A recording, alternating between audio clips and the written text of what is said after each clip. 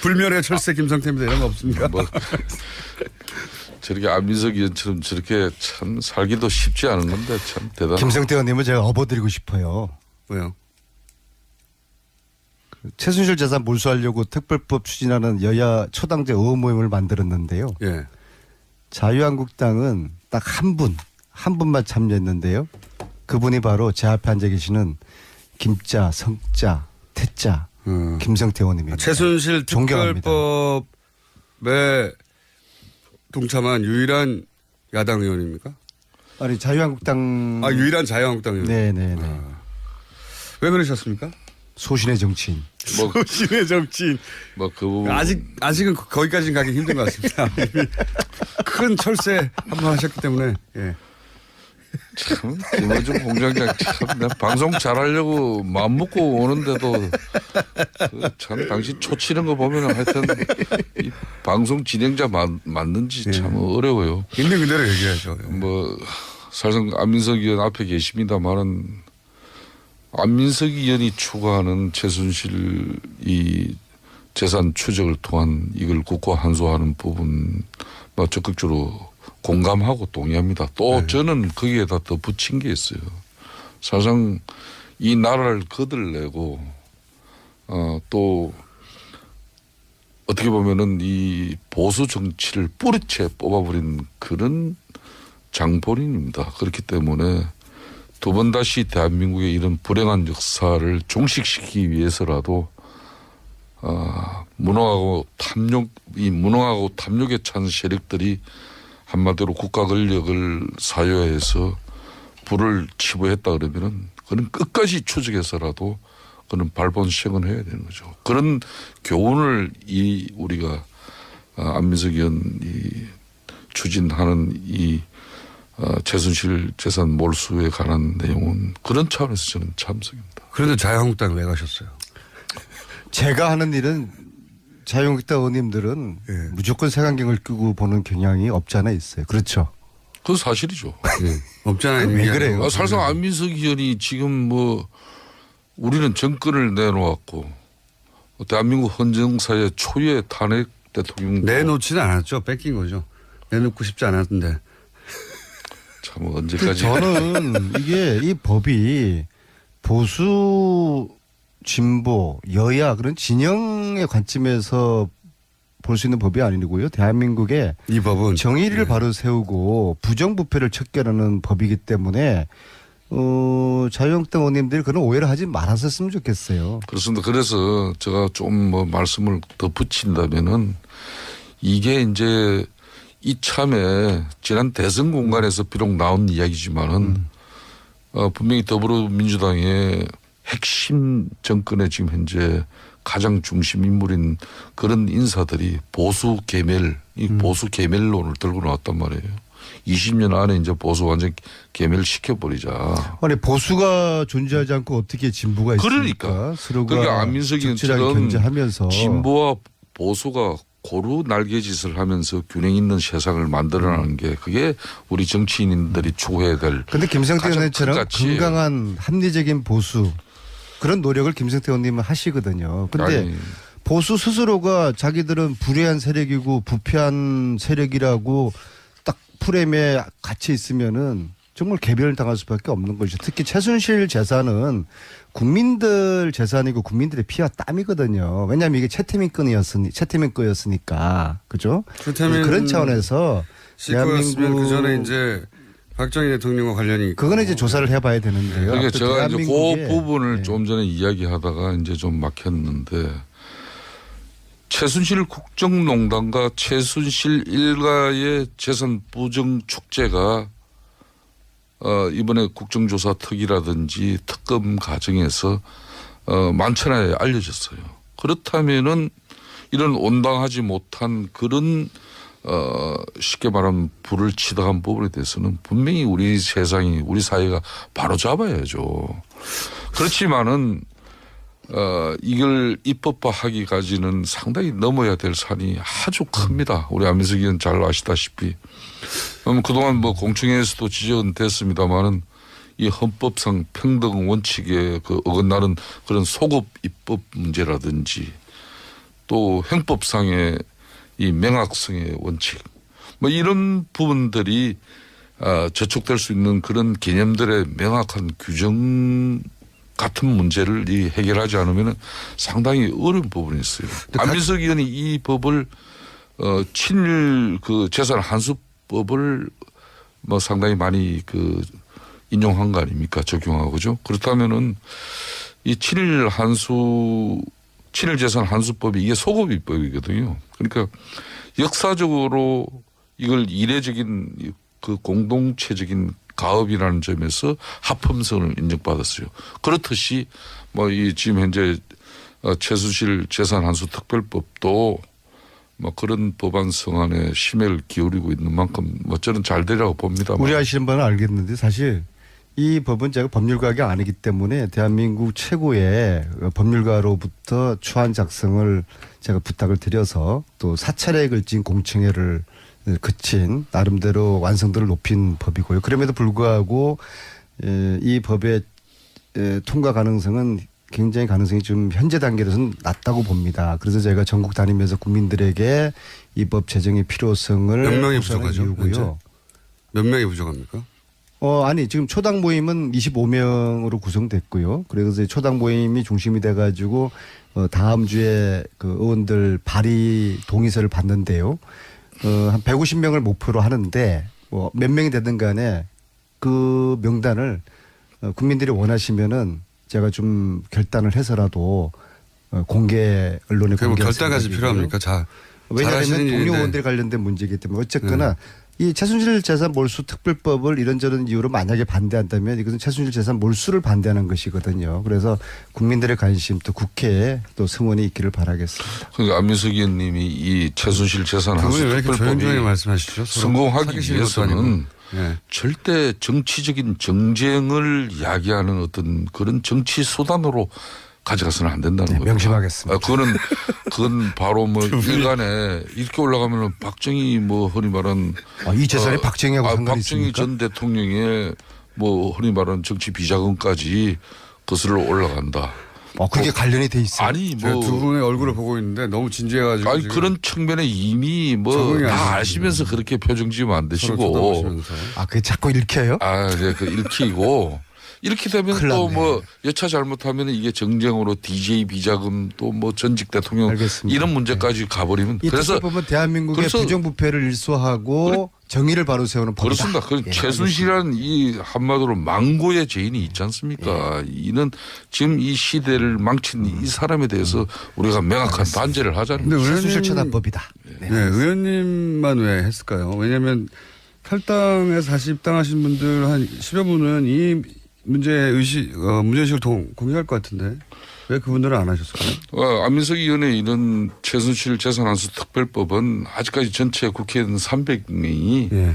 다 공감하고 공유하는 그런 시간적인 그 한계가 있습니다. 좀 더 언론이라든지 우리 안민석 의원이 지난번 공청회도 하시고 뭐 앞으로도 계속 뭐 이 법 관련해서 장재원 의원은 혹시 물어보셨어요? 이런 부분도 장재원 의원한테 한번 제안해 보셨어요? 직접 하시면 되죠. 안민석 의원님이. 뭐 저희들도 당내 이런 많은 공감을 확산하기 위한 저의 노력도 많이 부족합니다. 장재원 의원님 초당 모임에 합류한답니까? 저도 많은 노력을 기울이겠다는 장재원 의원님 말씀해 보셨어요? 특징을 이렇게 가지고 우리 안민석 의원께서 이렇게 주장하지 마십시오. 장재원 의원님은 하실 합류하실 것 것 같은데 그죠? 저희가 한번 인터뷰에서 여쭤보도록 하고요. 그러면 자 다음 주제로 넘어가서 요즘 그 자유한국당에서 이 정권이 끝까지 못 간다는 얘기가 연속으로 계속 나오는데 이철호 의원도 그러고 홍준표 전 지사도 그러고 그게 이게 의촉에서 뭔가 결의된 내용입니까? 왜 이런 말이 참난 이분들 참 어떻게 보면 답답하신 분들이에요. 지난 대선에서 자유한국당이 패배한 이유는 최순실 사태에 워낙 큰 타격을 입기도 했지만은 또 그 국정농단의 책임으로 대통령도 탄핵되고 뭐 사실상 정권을 갖다 상납하다시피 할 수밖에 없는 그런 여건이었잖아요. 그런 속에서도 우리가 그 큰 표 차이로 이렇게 질 수밖에 없었던 가장 큰 요인 중에 하나가 대선 때 취했던 이런 거구 스탠스. 이 거구 스탠스 때문에 예연 확장에 상당히 좀 제동이 걸리는 그런 부분이 많아요. 그런 측면이 있는데도 불구하고 이번 전당대회도 그 연장선상에 있는 거 아닌가 하는 그런 개인적으로 많은 우려를 하고 있어요. 이 정권이 끝까지 못 간다. 뭐 결국은 탄핵되는 얘기인데 그런 이야기가 자유한국당 내에서는 공감대를 얻나요? 의원님들 사이에? 그걸 동료 의원들 간에 어떻게 공감대를 얻을 수가 있겠습니까? 지금 이제 출범한 지 한 달 보름도 채 안 된 이 정권에게 뭐 또 탄핵을 예고하고 예시하는 그런 뭐 정서를 국민들에게 이렇게 정치인의 한 사람으로 내보내는 것은 그거는 국가에 대한 상당히 무책임한 처사입니다. 저는 그렇게 개인적으로 그렇게 보는 거죠. 그 같은 생각을 하는 사람들끼리 모였으면 자기들끼리는 통할 수 있으니까 혹시 그런 생각이 통하나 싶어서 제가 여쭤보는 건데. 저는 절대 우리 자유한국당에도 대통령 탄핵과 또 이번 대선을 통해서 많은 자성과 또 반성 속에서 진정한 보수의 가치를 새롭게 찾고자 하는 많은 노력들이 이어지고 있습니다. 그렇기 때문에 이런 발언들에 대해서 우리 당의 전체적인 기류로 보는 것은 절대 온당치 않습니다. 이거는.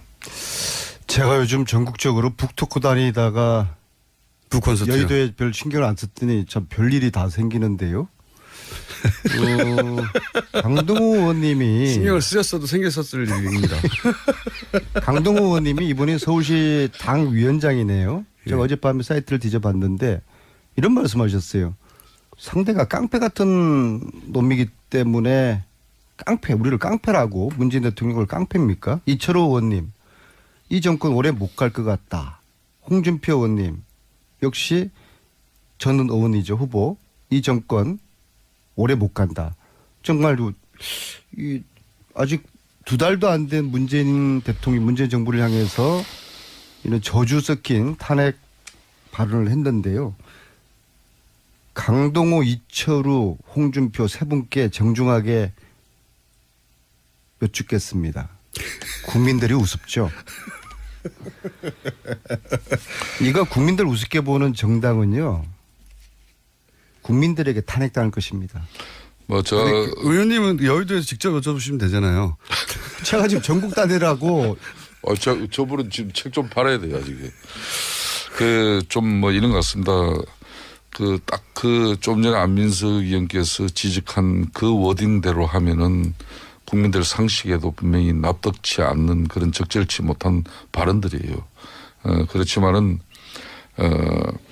대통령이 천명한 그런 공직자 인사 배제 5대 원칙을 그런 인사 원칙을 스스로 저버리고 또 부실한 인사 검증으로 논란을 빚은 그런 청와대에 대해서 우리 당내 인사들이 적절치는 않지만은 그런 입장을 반영한 어떤 그런 소리가 그렇게 된 것 같아요. 그런 측면에서 저는 그렇지만은 출범 이제 한 달 보름밖에 안 된 정권의 대통령에게 국민들이 불안해할 수 있는 그런 요소를 만든다는 것은 적절치 않다고 봅니다.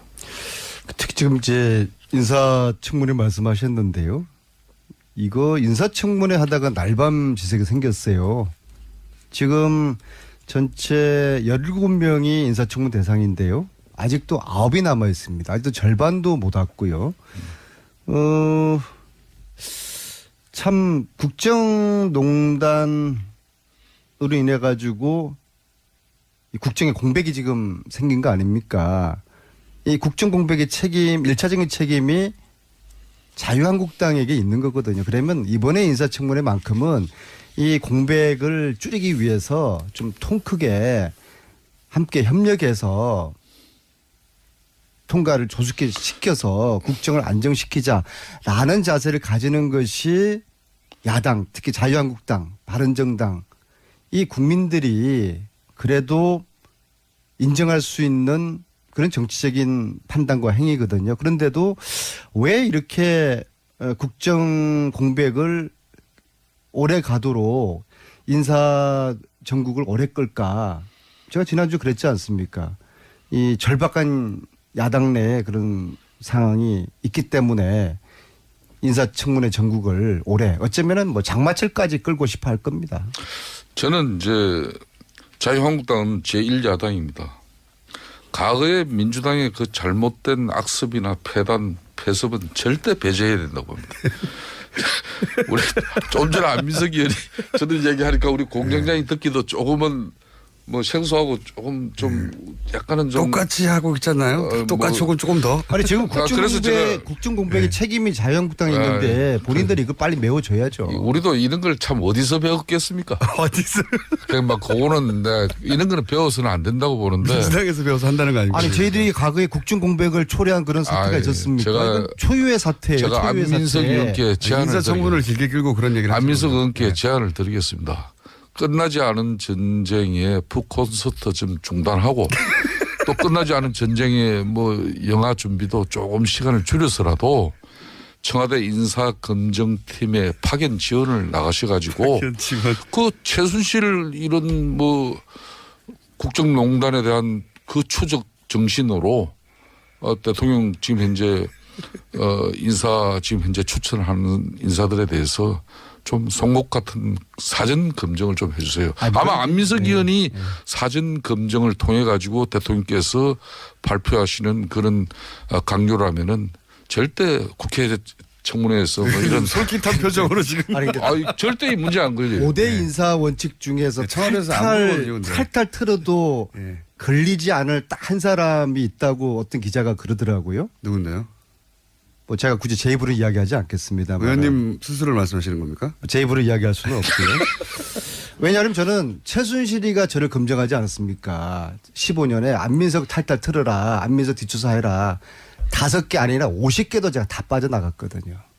그런데 어제 아까 이제 북토크 말씀하셨으니까 네, 그건 어제 북토크에서 노성일 부장이 스페셜 게스트로 나와서 어제 안산사 했거든요. 또 세월호 책장사 시작을 유족을 위로하는 의미에서 노래를 하나 불렀어요. 광야에서. 그랬더니 청중에서 야 여기가 노래방이야 하면서 과음을 지르면서 여기저기서 막 동조를 하더라고요. 제 북토크를 방해하는 세력들이 조직적으로 준동하고 있다. 엄벌을 할 것이다. 경고합니다. 다른 출판사에서요?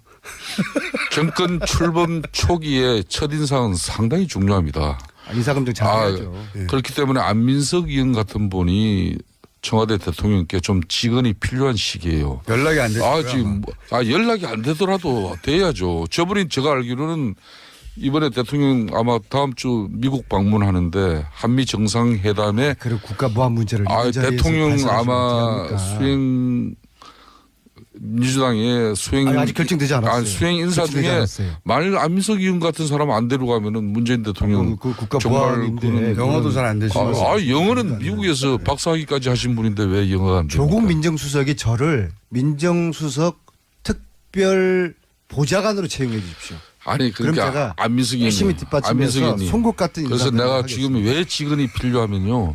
그 문정인 특보 같으신 분들 지금 한미 정상회담 앞두고 미국 가서 물론 학술 뭐 자기는 연구단체의 자격으로 갔다고 했지만은 그 적절치 못한 발언으로 얼마나 한미 동맹이 지금 위험해지고 또 대통령이 한미 간의 정상회담에 사전에 이게 얼마나 장애 요인이 되고 있습니까? 이런 분들 본인이 그냥 학자의 입장으로 갔다 오면 특보 그냥 날려버려야 돼요. 정유라가 또 풀려났어요?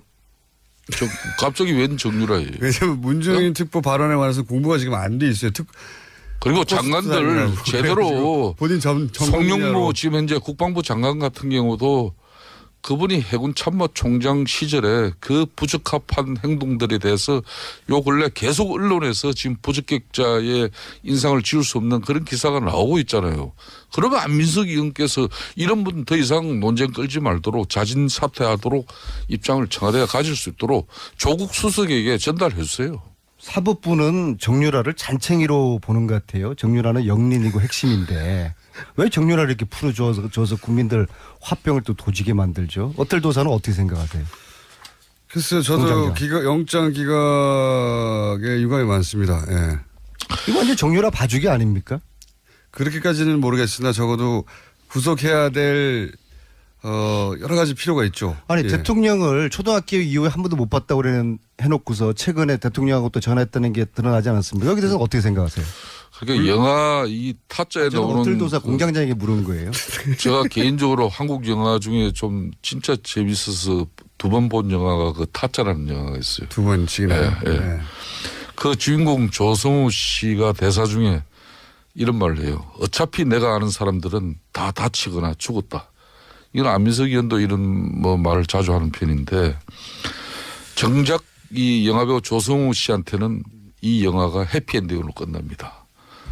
물론 구속영장 이 기각이 죄가 없다는 것은 아니지만은 이 최순실 국정농단 사태에서 정유라에게는 어떻게 보면 그런 해피엔딩으로 되지 않을까 하는 그런 우려로. 그 의원님도 영장 기각에 대해서 불만이 있으시군요. 그렇죠. 이 부분은 아니 말로 그래도 지금까지 자양자양하니까. 애국에서 대한민국으로 강제 송환된 이 중범죄 혐의자 중에서 구속되지 않은 피의자가 역대로 없었다는 것입니다.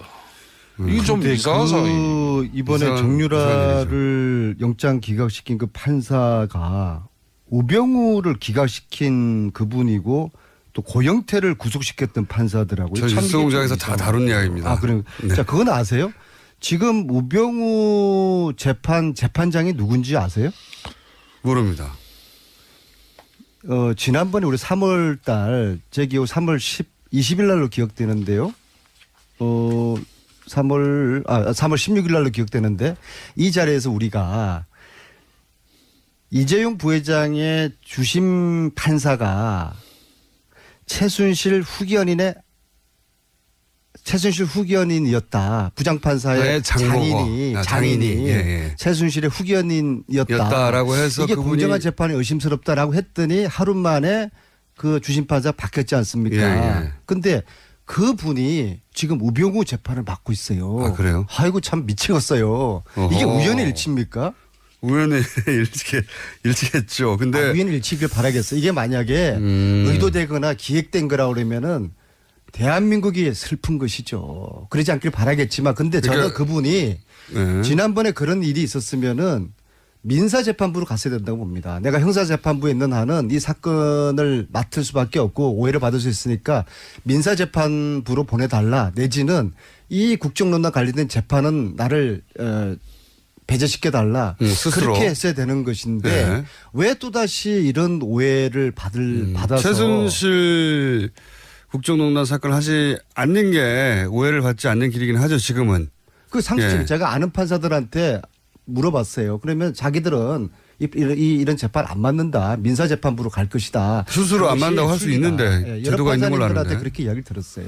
이 판사님 참 이해할 수 없고요. 정말 이 재판이 공정하기를 바라지만은 공정할 수 있을까? 확인된 거죠. 이재용 부회장 제가 이제 처음에 허위사실 이야기했습니까?